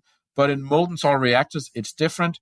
They manage automatically. So it will automatically find a stable temperature and a stable amount of power that comes out of the core. And this means that you don't need a whole control room of people, and you don't need to have control rods that are super safe and cannot go wrong, because these reactors are much more inherently safe. And also these reactors run at atmospheric pressure, which means you don't need these very thick walls for high pressure containment of the radioactive materials. These are liquids, and you can pump them through regular stainless steel pipes. And as soon as you stop the pump, it drains back into a tank, and it's all safe. On page 39, we see sort of a cross-section view of the onion core, and you can see why it's called the onion core, because there's several different layers inside the supposed onion. The outermost layer is a thorium blanket. That's a thorium breeder blanket. This is where we convert the thorium into uranium-233. And as soon as that uranium-233 has been created, then it's transferred into the orange channel, which is the fuel channel, automatically. It's going on while the reactor is running. So that's online refueling of the middle of the reactor. And then we need a lot of layers of water in there. And that's heavy water. And it's not under pressure. It's just water below the boiling point, and mostly water in this core. And that's what makes it super efficient. And then, of course, there's the fuel channel. The fuel channel is sort of the orange color in the middle. And the fuel would come in at the bottom at 600 degrees. And 1 second later, it would go out of the top at 700 degrees. And then it goes over to these heat exchangers on the previous slide, where the heat is then moved out of the reactor container. And once it's outside the reactor container, it's no longer radioactive salts. If we move on to slide 40, we try to tally up what does those different parts inside that reactor container cost. Of course, there's the core, this onion core. It's difficult to construct, and it's made out of special materials. So it costs between $2 and $5 million. We've already ordered 2 of these cores from sub-suppliers. So this is not a hypothetical cost. This is actually what we paid for it. But of course, we paid less because we didn't use the right materials that you would use inside a reactor. We want to test it some more before we order it out of the right materials. But we already got quotes from suppliers for the real materials that are going to be used in a real reactor. So we already know what it costs to construct this one. Similar with the other things in the list below, you could say there's maybe a little bit of uncertainty on the cost. The container itself, it's not a standard ISO shipping container. It is a special purpose nuclear grade container. So it costs 300,000 euros, plus minus whatever, 10%. The tanks and pipes, similar price, 400,000 euros. Heat exchangers in between. And then you need a lot of electronics and sensors and finally the pumps. And if you tally all of that up, it's less than 10 million euros for each one of these units. And obviously, when we start to mass manufacture this, the price can come down further down for these components. And this is sort of what blew our mind almost 10 years ago when we realized this, that these reactors for molten salt can be built at a completely different cost than traditional light water reactors or solid fuel reactors. The cost of each unit will be less than $10 million, and it's very likely to come down in price when we start to mass manufacture. And of course, this is what makes this a big opportunity to use thorium molten salt reactors.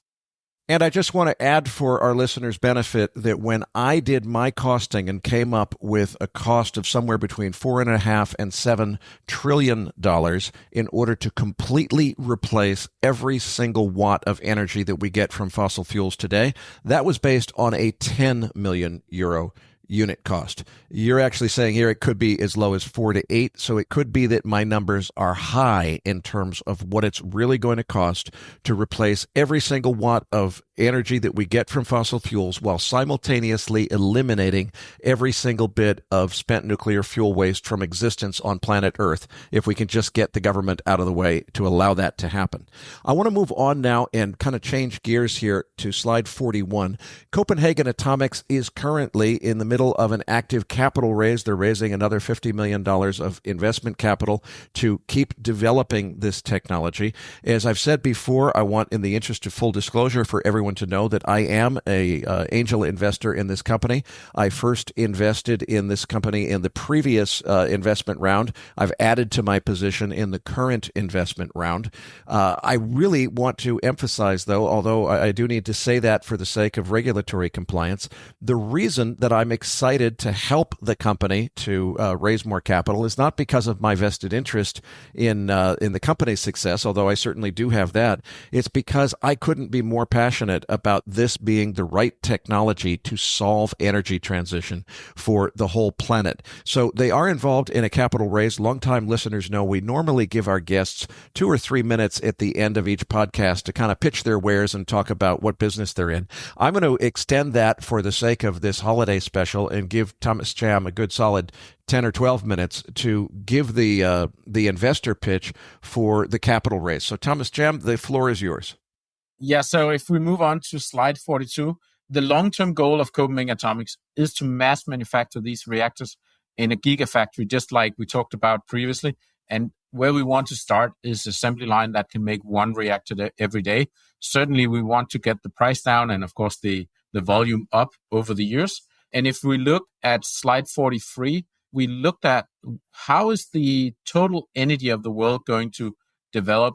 And clearly, thorium energy is not on the market today. So in the next 10 years, wind and solar will continue to grow, but certainly also coal and oil and gas. I know that there's a lot of people on the internet that says that we're done with coal and oil and gas, but they simply don't understand the world if that's what they contest. This is my estimate of how much coal and oil and gas will grow over the next 2 or 3 decades. And I think thorium energy is going to grow as fast as it possibly can. And in my best estimate, by 2060, thorium energy will provide roughly the same amount of energy as gas does today.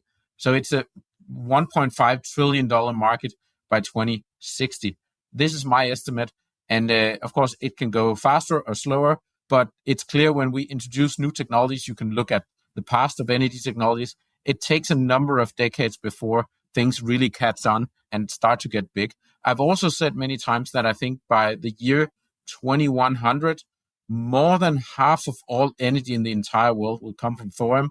So I do believe that this thorium energy is going to be the major energy source that is going to grow in the next 80 years from now. Just like we saw when we changed to the iPhone, shortly after that, we got also Android phones. And now we don't have any of those old phones that were before the smartphone. Now everything is smartphones. And I think we will see the same transition, even though in the energy sector, it takes a little bit longer than with iPhones. But we will see a major transition in the next 20, 30, 50 years, where thorium is going to be the main growth point in energy.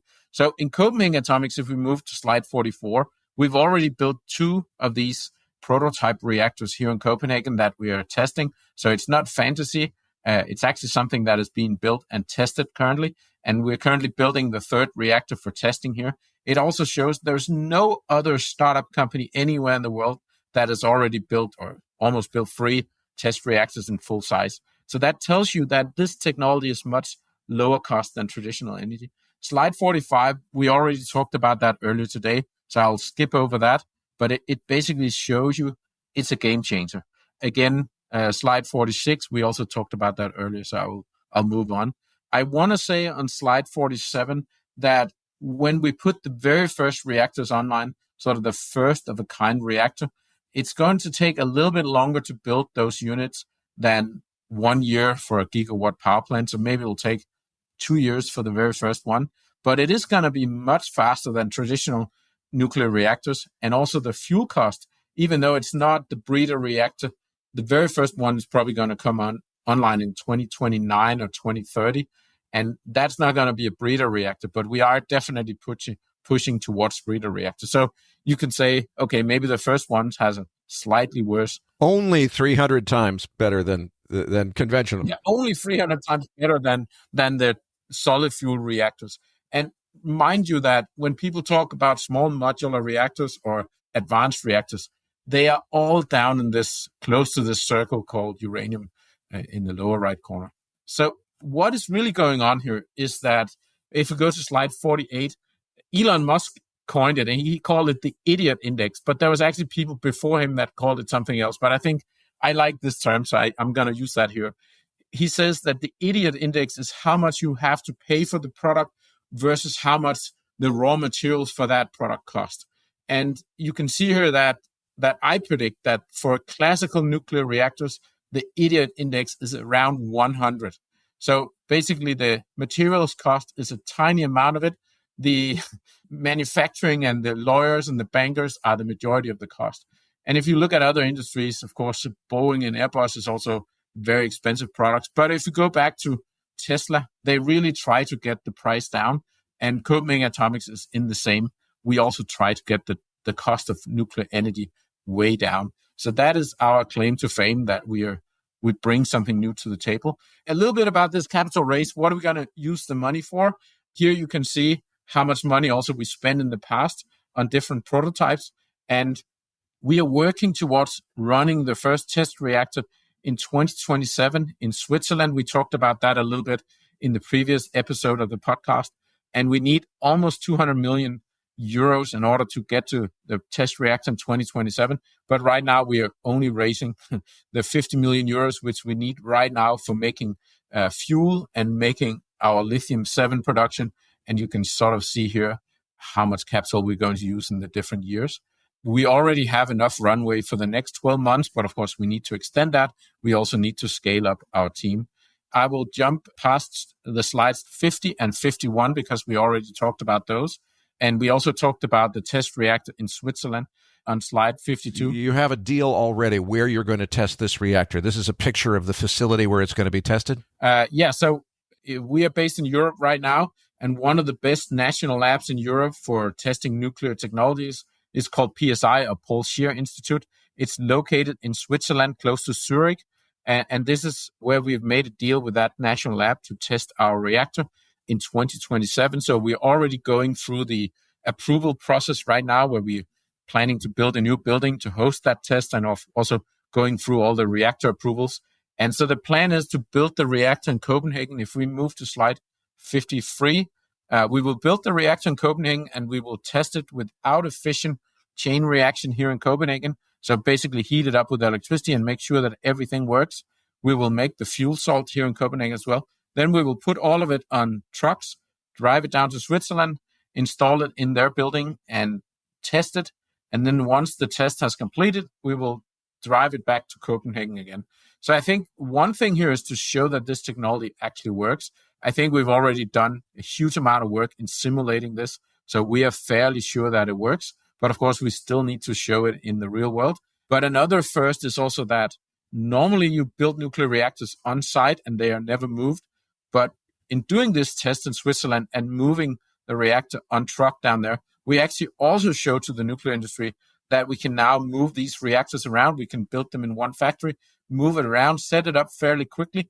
Some of these companies that are making what they call small modular reactor, they still take 4 or 5 years on-site construction to build it. But we're going to show here that in a matter of a month, we can put it on a truck, move it to another country, set it up, and start it running. And we can also take it down again and move it back. This has not been done before in the nuclear industry. Well, it has been done in the military, but not in the traditional commercial nuclear industry. So this is the first time that we show that this is possible with these type of molten salt reactors or thorium reactors. And finally, ending on page 54, this is a picture of the 4 founders. We started the company back in 2014. The current valuation of the company is roughly $500 million US. And of course, the value of the company is going to grow significantly, maybe a factor of more than 100 by the time that we have commercial reactors operational. Here are some of the companies that we work with, companies and national labs around the world that are helping us prove that this technology works. And of course, feel free to contact us and get some more information about this investment round and also the exciting journey that our company is on. So to summarize, folks, Copenhagen Atomics is raising $50 million against a pre-money valuation of $500 million. The guy to contact is Mike Christensen, their CFO. His email is invest@copenhagenatomics.com. We're going to leave it there for this episode. Patrick Ceresna and I will be back for our post-game segment in which we'll discuss investment opportunities in both Copenhagen Atomics and a few noteworthy companies in the nuclear fuel cycle. That's coming up next, right here at MacroVoices.com.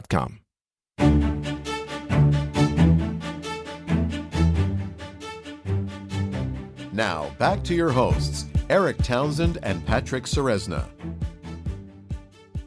Eric, great interview with Thomas Jam. After this episode, I finally understand what all the fuss about thorium has been all about.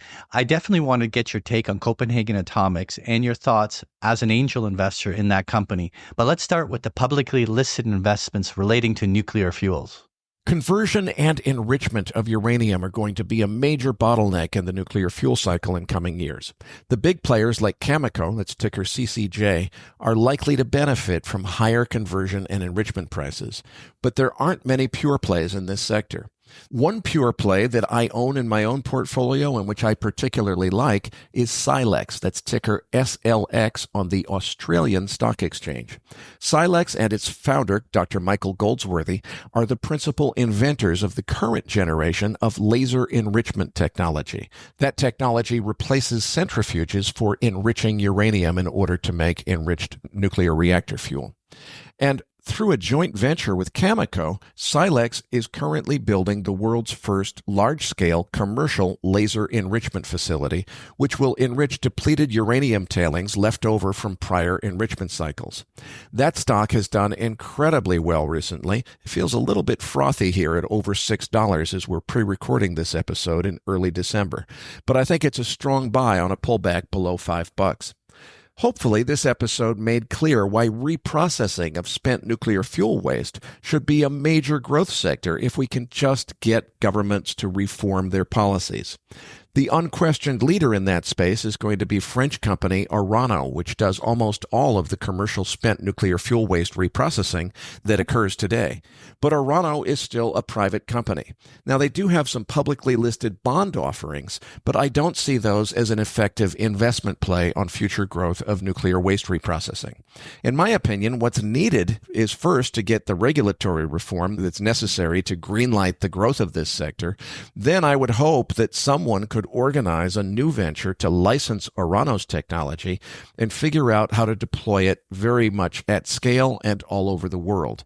Transporting nuclear waste internationally to try to reprocess it in some central location probably doesn't make sense. It makes a lot more sense to figure out how to modularize the waste reprocessing operations and then deploy them at scale globally. But obviously, there won't be an investment argument for that until we can reform Section 123, which is the U.S. government's mechanism of bullying and control, which prevents the rest of the world from dealing with its nuclear waste responsibly. Now let's dive into Copenhagen Atomics. You said last week that you both had a lot of strong positives and a few hesitations about investing in this company. Let's hear all about both. To be sure, Copenhagen Atomics is my proudest and most passionate investment. I truly believe that they are visionary technology leaders who are pioneering the technology that has the most potential to truly change the course of human history by making nuclear energy markedly cheaper than energy from coal or gas. And that's the game changer that could be much bigger than the internet or any other trend that we've seen since the Industrial Revolution itself. And I really mean every word of that. But let's face it, folks, Copenhagen is pushing every imaginable dimension of the regulatory envelope. They don't just want to change the coolant from water to molten salt, something that until recently regulators were shy to even consider. They also want to change the fuel from uranium to thorium. And on top of that, their ideal deployment scenario involves kickstarting their thorium reactors with reactor-grade plutonium fuel recovered from reprocessed spent nuclear fuel waste. That would require reforming some of the longest-standing nuclear weapons proliferation rules in existence. Now, make no mistake, those changes are urgently needed in order to open the door for humanity to embrace the technology that can truly make nuclear energy cost less than half of what we pay for fossil fuel energy today. But how is a tiny little company like Copenhagen Atomics, that almost nobody has even heard of, going to take on the entire nuclear regulatory establishment and ask for a complete overhaul of rules that have been in place for decades, and frankly, which most regulators and lawmakers don't even understand? When I first invested in this company, I knew that it was more of a passion investment than a rational investment choice. I wanted to be part of changing the course of human history, and I was convinced that Copenhagen Atomics had invented the nuclear technology that could achieve that goal. But I also thought it was an extreme long shot that the company could pull off what they had conceived, primarily because of those regulatory roadblocks and the still very strong anti-nuclear attitude of regulators and lawmakers that still existed in 2022 when I first invested in this company. I'm a whole lot more optimistic now in 2024 than I was back in 2022. The reason has nothing to do with the company itself and everything to do with the complete sea change of government attitude stemming from the Triple Nuclear Initiative and just the overall change of government attitude that governments around the world seem to be embracing the agenda of advancing advanced nuclear technology in pursuit of energy transition. I mean, even John Kerry has gotten behind nuclear. That is a dramatic change of attitude by regulators, and that's the reason that I'm now far more optimistic for Copenhagen Atomic's future than I was when I first invested. I also think that the involvement of big tech in the nuclear sector is going to lead to more and more support for advancing nuclear technology well beyond the 70-year-old outdated light water reactor technology that all our existing nuclear power plants are based on. For now, the tech bros seem to be focused on fast sodium reactors and TRISO-fueled molten salt and gas-cooled reactors. But they'll eventually figure out the thorium story, and when they do, I predict that the tech companies will be a lot more effective in getting the rules updated to support what needs to happen next in this industry than little startup companies like Copenhagen Atomics ever could have hoped to have achieved on their own. So I'm a whole lot more optimistic now for Copenhagen Atomics prospects than I was a couple of years ago when I first invested with them. Are there any other hesitations or concerns you have about Copenhagen Atomics? Their strength is industry-leading thought leadership on how to get the cost of nuclear energy down to well below the cost of fossil fuel energy. But as brilliant as they are at the engineering vision, their weakness is still that the engineers are still running the company. Now, these guys are doing the absolute best work in the industry, so far as I can tell, yet almost nobody has even heard of this company. Why not? Well, I think it's because they are passionate technologists and engineers rather than marketing guys. Now, to be clear, they're doing a much better job as tech entrepreneurs than the average engineer-managed startup company. Thomas Jam has had past successes as an entrepreneur, and he's a very credible guy. But the bottom line is still that they are much better at engineering than they are at marketing and self-promotion. This company needs a world-class management team that's every bit as good at running the company as its amazing engineering team is at coming up with the technology that's needed to completely change the face of nuclear energy. The good news is that the founders fully understand this need, but the company is going through some understandable growing pains. Their first attempt at bringing in a business guy to be their CEO failed miserably. They bet on the wrong horse, an ex-Goldman Sachs guy who I wasn't at all impressed with. Now, they've recognized that mistake, and they've parted ways with the Goldman guy, which is excellent news. But they still need to grow their management team. And most importantly, they need to get this company noticed. Most people have never even heard of it. Almost nobody appreciates how different their approach is compared to all the other advanced nuclear companies. And in my opinion, that's because the engineer founders are a whole lot better at engineering than they are at marketing. The last time you had Thomas Jam on MacroVoices, you felt a need to add a disclaimer message before the interview, stressing that you had hesitation about whether investment in Copenhagen Atomics was suitable for most of our listeners. I notice you didn't feel that way this time around. What's the story there? When we planned that interview with Thomas Jam back in May, I was assuming that the company would have a reasonable minimum investment threshold. I was absolutely livid when their new CEO imposed a €1 million minimum investment, which I didn't even find out about until after we'd already booked Thomas Jam for that interview. That was plain and obvious incompetence on the part of their new CEO, and I was absolutely incensed by it at the time.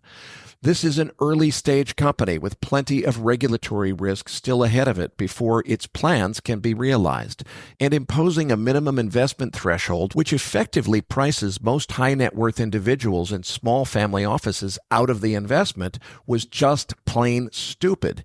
as was the approach that he tried to take to raising money from institutional investors who don't customarily take speculative technology risk. Predictably, he was not successful in those strategies, and he wound up parting ways with the company as a result. I'm glad to see him gone. He was a mistake. They've learned from that lesson, and I feel much more comfortable with their €100,000 threshold, which is what they've adopted now as their minimum investment. So I no longer see the need to add any kind of disclaimer at the front of the podcast, as I did back in May. But while we're on this subject, I still want to be super clear. This is a speculative investment. This sort of investment tends to have 100 in its result. Either you make 100 times what you invested because it's wildly successful, or you lose 100% of your entire investment because the company fails for whatever reason and goes bankrupt. So this absolutely positively is not the kind of investment that you want to put all or most of your net worth into. It's something where you invest money that you can afford to lose, knowing that that's a very real possibility.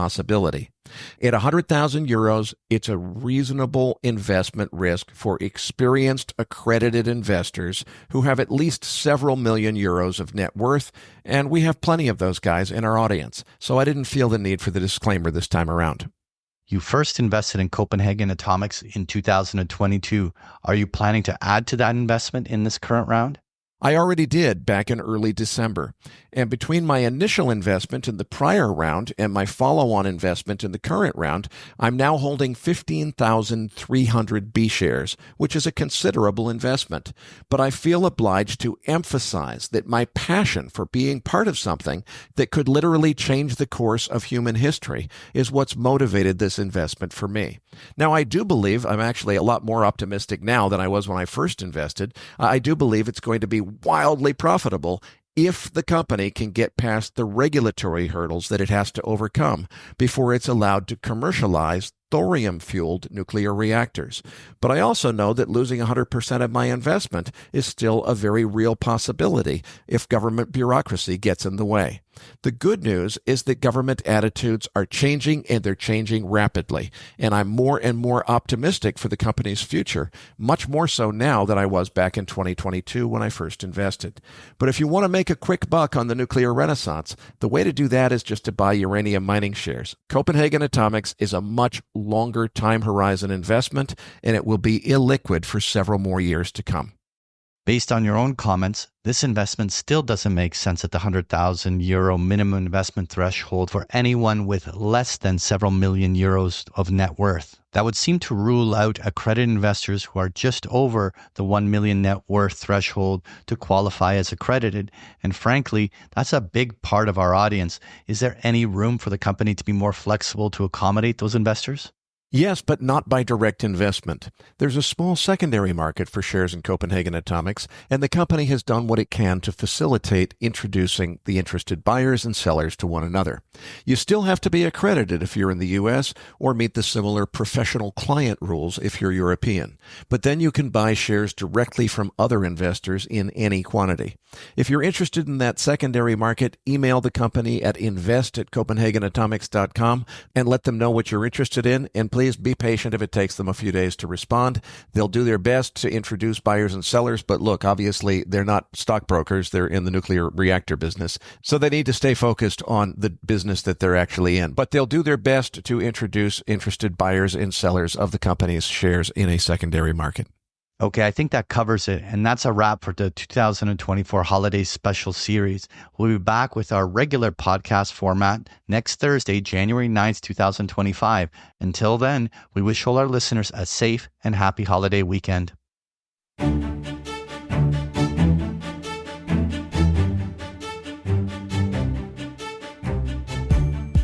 That concludes this edition of MacroVoices. Be sure to tune in each week to hear feature interviews with the brightest minds in finance and macroeconomics.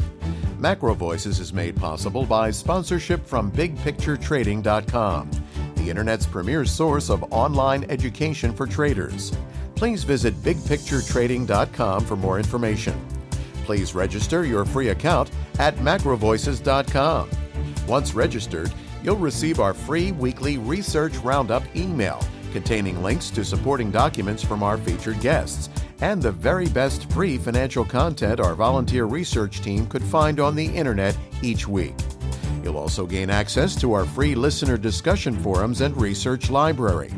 And the more registered users we have, the more we'll be able to recruit high-profile feature interview guests for future programs. So please register your free account today at MacroVoices.com if you haven't already. You can subscribe to MacroVoices on iTunes to have MacroVoices automatically delivered to your mobile device each week free of charge. You can email questions for the program to mailbag@macrovoices.com, and we'll answer your questions on the air from time to time in our mailbag segment. MacroVoices is presented for informational and entertainment purposes only. The information presented on MacroVoices should not be construed as investment advice. Always consult a licensed investment professional before making investment decisions. The views and opinions expressed on MacroVoices are those of the participants and do not necessarily reflect those of the show's hosts or sponsors. MacroVoices, its producers, sponsors, and hosts Eric Townsend and Patrick Ceresna shall not be liable for losses resulting from investment decisions based on information or viewpoints presented on MacroVoices. MacroVoices is made possible by sponsorship from BigPictureTrading.com and by funding from Fourth Turning Capital Management, LLC. For more information, visit MacroVoices.com.